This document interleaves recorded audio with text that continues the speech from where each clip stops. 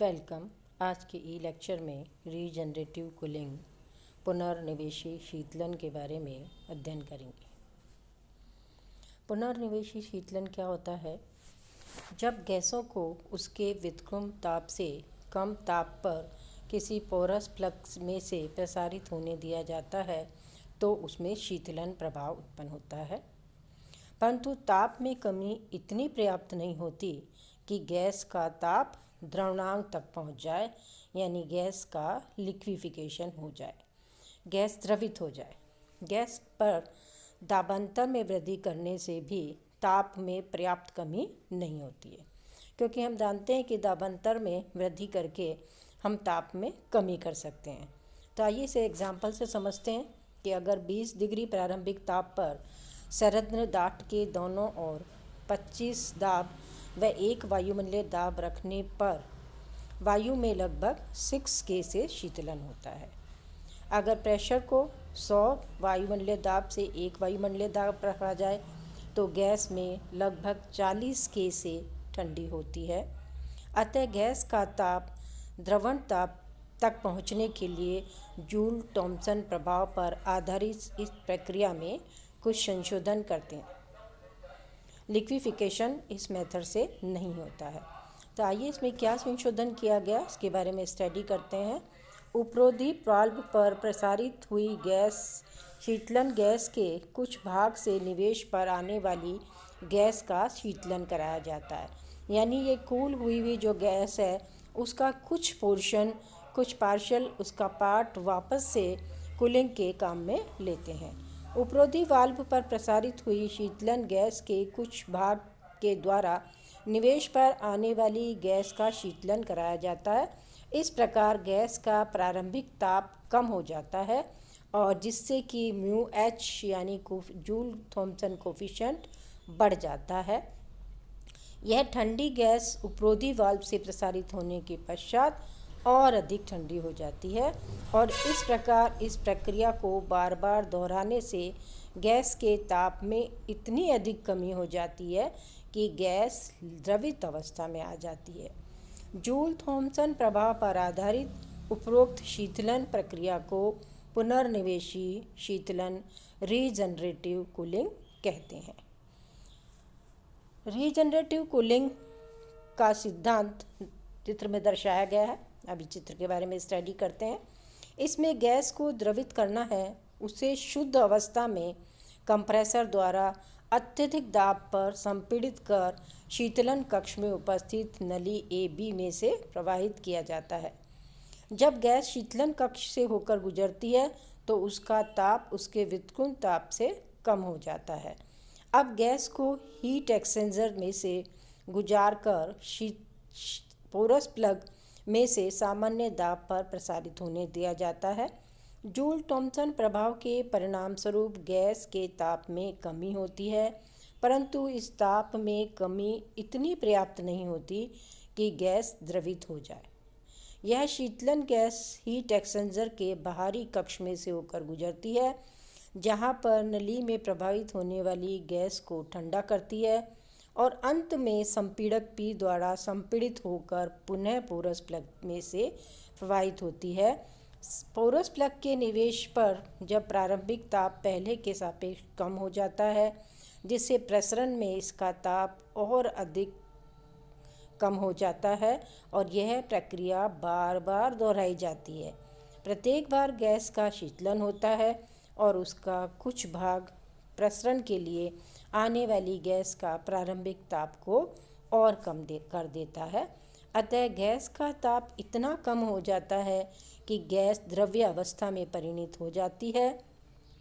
Liquefy gas को valve we के द्वारा डेवार फ्रास में एकत्र कर लिया जाता है। पुनर्निवेशी शीतलन द्वारा सभी गैसों को द्रव्य अवस्था में बदला जा सकता है।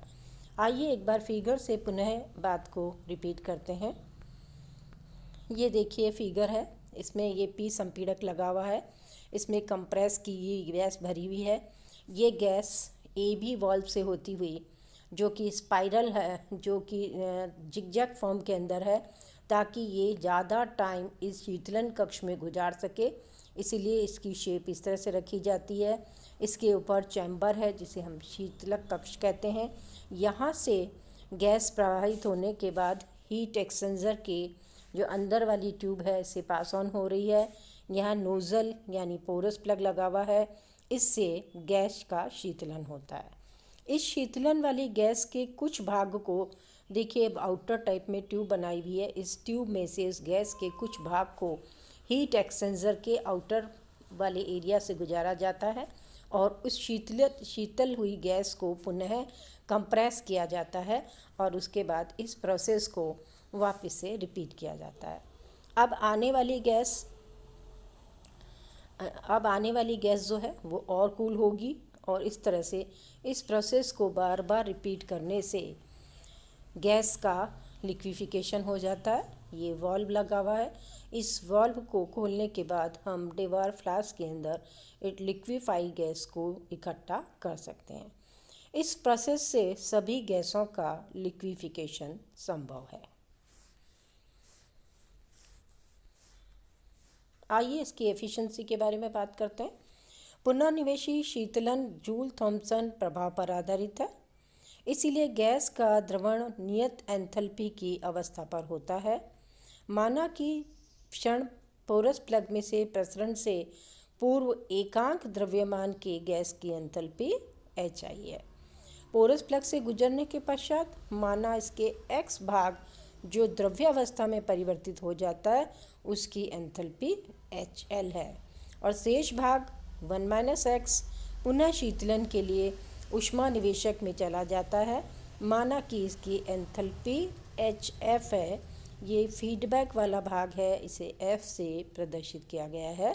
चूँकि जूल थॉम्सन प्रभाव में प्रसरण के पूर्व और पश्चात एंथैल्पी समान रहती है।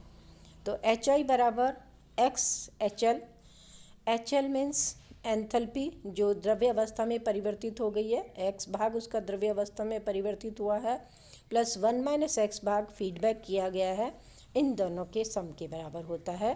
तो X बराबर HF - HI divided by HF - HL के होता है। ये X जो है इसकी एफिशिएंसी को डिनोट करता है। इस रिलेशन को हम इक्वेशन 1 के द्वारा प्रदर्शित कर रहे हैं। इस इक्वेशन से स्पष्ट है कि प्रारंभिक एंथैल्पी HI का मान न्यूनतम होने की स्थिति में X का मान अधिक होता है। HI जितना कम होगा X का मान उतना ज़्यादा होगा। पुनर्निवेशी शीतलन का कोफिशिएंट ऑफ परफॉर्मेंस या एफिशिएंसी अधिक होने के लिए आवश्यक है X का मान अधिक हो। जितना ज़्यादा X का मान होगा उतनी ज़्यादा एफिशिएंसी होगी और X के मान को अधिक रखने के लिए HI का मान न्यून रखना होगा। आइए इस पर आधारित एक न्यूमेरिकल पर चर्चा करते हैं। किसी गैस की एंथैल्पी जूल थॉम्सन प्रसरण के पूर्व और पश्चात क्रमशः 90 कैलोरी और 120 कैलोरी है। यदि निर्गत अवस्था में एंथैल्पी 50 कैलोरी हो तो गैस का कितना अंश द्रवित होगा। आइए इसलिए हमें अभी फॉर्मूला जिस पे स्टडी करा उस पर बेस न्यूमेरिकल है, उस पर चर्चा करते हैं। पुनर्निवेशी शीतलन में गैस के द्रवित भाग का अंश X बराबर HF - HI divided by HF - HL के होता है। HF देखिए 120 कैलोरी दिया हुआ है, HI 90 कैलोरी है, HL 50 कैलोरी है। इन सब की वैल्यू सब्सिट्यूट करिए। 120 - 90 डिवाइडेड बाय 120 - 50 X बराबर 30/70। X किसके बराबर आया? 3/7। 3/7 को अब जब आप डिवाइड करेंगे 7 से भाग देंगे तो इसकी वैल्यू 0.43 आती है। तो आज हमने एक मेथड देखा जिससे हम उस जूल थॉम्सन प्रसार में ही कुछ संशोधन करके उस प्रोसेस को बार बार रिपीट करके पुनर्निवेशी शीतलन के द्वारा गैस का लिक्विफिकेशन कर सकते हैं। नेक्स्ट टाइम हम डायामैग्नेटिक एडियाबेटिक एक्सपांशन जो है पैरामैग्नेटिक साल्ट का, उसके बारे में अध्ययन करेंगे कि पैरामैग्नेटिक साल्ट से का डीमैग्नेटाइजेशन करने पर किस तरह से शीतलन प्रभाव प्राप्त होता है और उसके लिए क्या फॉर्मूला है। धन्यवाद।